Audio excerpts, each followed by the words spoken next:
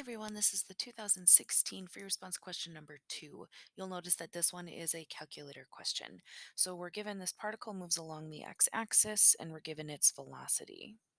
So we are then asked in part A, at time t equals 4, is the particle speeding up or slowing down? So in order to determine that, we have to look at the velocity and the acceleration at t equals 4. So for v of 4, we're just going to plug it right in. So 1 plus 2 sine of 4 squared over 1. And since it's a calculator question, you just plug it right in. You get 2.979. Make sure that your calculator is in radian mode. If you're in degree mode, you will get a different answer. And AP College Board always wants everything in radians for calculus. So let's do the acceleration then. So the acceleration at 4 we know is going to be the first derivative of the velocity at 4. So just as a quick note, in your calculator then, you're going to hit Math 8, and you'll be able to type in your velocity function and have it evaluated at x equals 4, and you will get negative 1.164. So you'll notice that the acceleration and the velocity are opposite signs, so that must mean that the particle is slowing down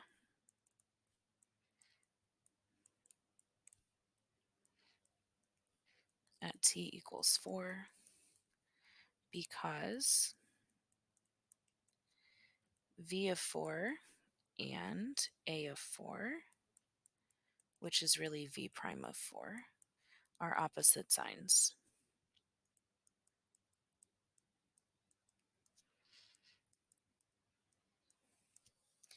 All right, for this question, this was just worth 2 points, and it was just, do you have your conclusion with your reason?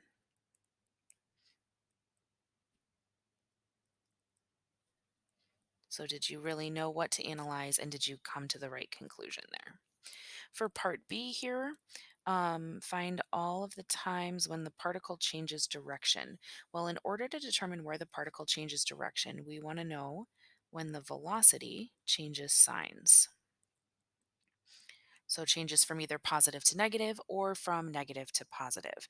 So what we need to do then is in our graphing calculator, we are going to graph v of t.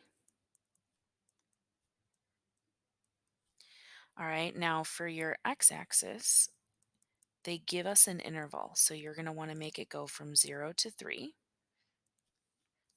And for your y-axis, since we're looking for x-intercepts, because that's where the velocity will change sign, you really can just go from like -1 to 1, because then the x-axis will be right in the center there for you.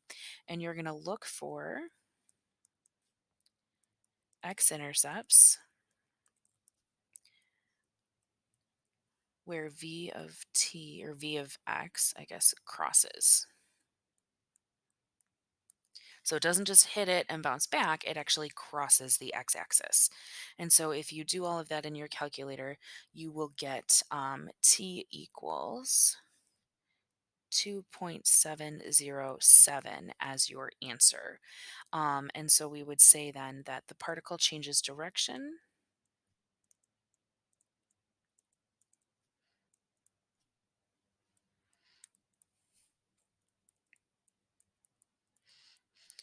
at t equals 2.707 because